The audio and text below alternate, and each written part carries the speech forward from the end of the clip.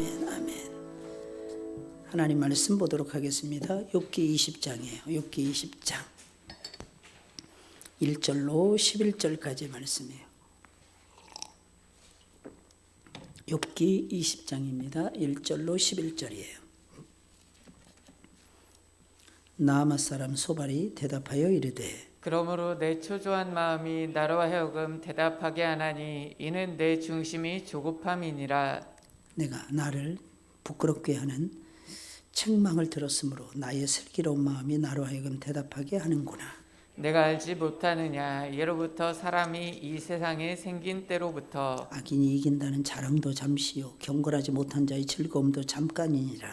그 존귀함이 하늘에 닿고 그 머리가 구름에 미칠지라도 자기의 똥처럼 영원히 망할 것이라. 그를 본 자가 이르기를 그가 어디 있느냐 하리라. 그는 꿈같이 지나가니 다시 찾을 수 없을 것이요 밤에 보이는 환상처럼 사라지리라. 그를 본 눈이 다시 그를 보지 못할 것이요 그의 처소도 다시 그를 보지 못할 것이며 그의 아들들은 가난한 자에게 은혜를 구하겠고 그도 얻은 재물을 자기 손으로 도로 줄 것이며 다 같이 그의 기골이 청년같이 강장하나 그의 기세가 그와 함께 흙에 누우리라. 아멘. 아멘. 오늘은 고집스러운 소발, 이런 제목의 고집스러운 소발. 제가 미리 말씀을 항상 보내드리는데 아니면 제가 이번에는 못 띄워놓은 것 같네요. 깜빡 잊어버렸는데 금요 기도회, 금요 예배 말씀에 항상 띄워놓습니다. 미리 한 번쯤 여러분들이 보고 오시면 훨씬 더 좋고요. 소발은 욥의 간절한 해명을 들으려고조차 하지 않습니다. 간절하게 누가 얘기하면 좀 들어야 되는데 이런 걸 가리켜서 뭐라 하냐면 영이 다른 것이 아닌가. 이럴 때가 진짜 많아요. 영이 다르면 장벽이 생겨요. 옹벽보다 더 단단한 장벽이 생겨서 피 한 방울 안 들어갑니다. 참 무섭죠. 끝까지 자기 친구들의 주장이 옳다고 말을 하면서 욥에게 최후의 공격을 쏟아붓습니다. 참 고집스럽습니다. 비전의 메시지를 재인용하는 소발입니다. 욥의 계속되는 결백 주장에 소발이 주자로 나섭니다. 소발은 첫 발언 후 두 번째 말을 하는 것인데 세 친구가 세 번씩 말을 했는데 이 소발만 두 친구하고 달리 두 번만 말을 합니다. 이번이 끝이에요. 이는 치밀하게 계획된 행보이기도 합니다. 왜냐하면 앞선 친구들의 발언을 압축해서 요약해서 욥에게 강한 메시지를 남기고 물러서려고 하는 것입니다. 소발은 먼저 엘리바스의 비전이 4장에 나오죠. 잘못된 비전인데 이 비전을 다시 인용합니다. 아쉽게도 한글 번역에서는 이것이 잘 나타나지 않는데 히브리어 원어에서는 엘리바스의 비전을 인용 또는 암시하는 내용으로 가득 차 있습니다.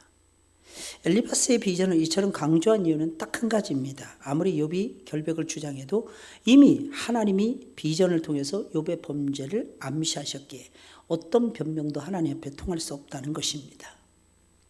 소발은 욥에게 엄청나게 큰 타격을 입혀서 다시는 함부로 말하지 못하도록 하기 위해서 엘리바스의 비전을 주 무기로 삼는 것입니다. 그런데 알아야 되는 거, 이 비전의 출처가 막이라는 것을 모르는 상태에서 말하는 거예요. 이 비전의 출처가 막이라는 걸. 엘리바스의 비전 체험이 가져온 결과는 엄청나게 무서웠습니다. 엄청나게 파괴적이어서 좋지 않은 나쁜 영향을 끼치게 됩니다. 혹시 여러분들은 누군가의 신비 체험을 무비판적으로 받아들인 나머지 크게 실수했던 경험은 없습니까? 아무 때나 막 신비적이고 아무 때나 뭐 이건 하나님이 주신 거야 그러면서 얘기하고 말이에요. 근데 신기한 건 하나님은 A, B가 있으면요 두 사람에게 동시에 주십니다. 하나님의 뜻은 거의 대부분. 근데 이상하게 A라는 사람한테만 줬대. 자꾸 우겨요. 이런 말은 조심해야 됩니다. 악인은 속히 망한다는 것이 소발의 내용이었어요. 비전에 대한 언급과 함께 소바는 앞선 친구들처럼 악인의 운명을 강론하면서 욥에게 회개를 촉구합니다. 사실상 욥의 해명에도 불구하고 소발이 이처럼 고집스러운 주장을 이어간 것은 하나님이 비전 가운데 욥에 대해서 말씀하셨다는 친구들의 잘못된 맹신 때문이었어요. 맹신이 무섭습니다. 이런 맹신. 맹신은 왜 무섭냐면 미신적으로 흘러가기가 쉬워요. 근거가 말씀에 기초하지 않아요. 그러다 보니까 맞을 때도 있을지 몰라도 틀릴 때가 더 많습니다. 소발이 말하는 것은 딱 한 가지였어요. 악인은 속히 망하리라, 이거였어요. 근데 여러분 보세요. 악인이 속히 망합니까? 김일성 보세요. 94년도에 죽었습니다. 45년도부터 집권하기 시작했으니까 여러분. 94년도에 죽었으니까 여러분. 몇 년이에요? 몇 년이에요? 50년인가요? 50년 동안 제왕 노릇했습니다. 우린 맨날 그랬어요. 어려서부터. 김일성이 초상화 그리고 마귀처럼 뿔 달리게 하고 혹 그렸잖아요. 혹 나서 혹이 터져서라도 죽게 해달라고 우리가 그랬잖아요. 혹 터져서 안 죽었어요. 신기하지 않습니까? 악인이 누가 그럽니까? 속히 망한다고. 악인을 속히 멸망시키지 않습니다. 하나님은. 왜 그런지 아세요? 우리 때문입니다. 우리가 깨달아야 되니까. 악인들을 통해서 우리가 깨닫게 하기 위해서 악인을 등장시켰기 때문에 우리가 변화되지 않는 이상은 악인은 안 없어집니다. 하나님, 저 악인 좀 없애주세요. 내가 변화되지 않은 상태에 악인에 대한 제거를 요구하잖아요. 하나님이 때로는 들어주셔서 그 악인을 제거할 때는 있어요. 근데 알아야 되는 게 있어요. 더 무시무시한 악인이 등장합니다. 그래서 어떤 문제가 있으면요, 하나님의 뜻 가운데서 그 문제를 해결해 가야지 꼼수 부리지 마세요, 여러분들 제발. 빨리빨리 절대로 하나님 앞에서는 그게 안 됩니다, 여러분. 일시적으로 악인이 잘되고 높아질 수는 있어요. 결국은 봉 원리, 곧 하나님께서는 신실한 자에게는 복을 주시고 악인들은 벌하신다라는 원리대로 악인은 반드시 소멸한다고 지금 소발은 천명하고 있는 것입니다. 앞서 욥은요 그렇게 생각하지 않고 대속자고 중재자의 소망으로 자신이 하나님을 만나 회복될 것을 희망을 했어요. 그런데 소발은 여기 찬물을 끼얹으면서 그와 상반된 일이 벌어지고 있다고 주장하는 것입니다. 욥이 회개하지 않는 이상 너는 마귀인들이 걸어갔던 그 말로를 걷게 될 거야. 이 말 무슨 말이에요? 너는 망할 존재에 불과할 거야. 이런 사람들이 귀한 사람들이에요. 그래야 하나님이 우리를 불쌍히 여겨주시죠. 누군가가 나를 없이 여겨야 하나님이 나를 귀하게 여기시죠. 왜 사람들의 인정도 받고 하나님의 인정도 받으려고 하십니까, 여러분? 제발 하나님의 인정에 몰두하세요. 그게 우리가 사는 길이야. 다 필요 없어요. 인간들의 그거는요. 왜? 앞에서는 그렇게 하면서 뒤에서는 딴소리 합니다. 임금님기는 당나귀기입니다. 누가 이겼어요, 여러분? 측근들이 얘기하죠, 여러분. 가장 가까운 사람들이 친구이면서도 동역자이면서도 때때로 원수가 된다는 걸 기억하셔야 됩니다. 예수님의 말씀은 한치 오차도 없습니다, 여러분. 소발의 오류를 통해서 나 또한 언행에 실수는 없는지 항상 돌아봐야 됩니다. 주변 사람들의 주장에 나도 이렇게 주장하고 있지 않는가 살펴봐야 돼요. 섣부르게 동조해서 잘못 판단하거나 실수를 범한 일은 없는가? 그때 어떻게 그 상황을 수습했는가? 수습하는 방법은 아주 간단합니다. 회개하고 용서를 구하는 거예요. 그냥 물에 물 탄 듯 술에 술 탄 듯 넘어가시면 안 됩니다. 잘못했으면 잘못한 사람한테 가서 잘못을 빌어야죠. 나는 하나님 앞에 잘못했으니까 하나님 앞에만 그래요. 아니요. 누군가에게 상처 줬으면 그 사람에게 잘못했다고 말을 해야죠. 내가 하나님 앞에 고르반하면 하나님이 다 용서해 주십니까? 잘못된 거예요. 잘못된. 이게 어디서 나온 신앙인지 잘 모르겠어요. 이런 신앙들이. 근데 여러분 재미난 건요, 성경 이렇게 읽다 보면요, 우리의 모습이 다 나오지 않습니까? 인물들의 모습 속에서 우리 모습이 여지없이 드러나지 않습니까? 예를 들어서 압살롬이 아버지에게로 가는 백성들의 마음을 훔치네. 아들 새끼가.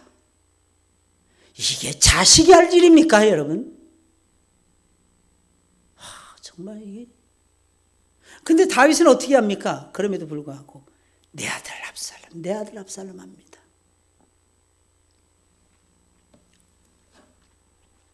참 가슴 아픈 일이에요. 그리고 사람들 부추겨가지고 반란이, 특히 아히도벨이라는 모사꾼을 지 편으로 끌어들여요. 다윗의 오른팔이었어요. 근데 이놈의 새끼는 다윗 왕하고 무슨 억하심정이 있었는지 그리로 붙어버립니다. 나중에 다윗의 곁에서 그렇게 충성을 다했던 아비아달, 다윗이 죽을 때가 되니까 다윗의 마음이 솔로몬에 가 있는데 갑자기 아도니아 편을 듭니다. 추방을 당해요. 아나돗으로. 그 아나돗의 후예들 중에 예레미야가 있는 거예요.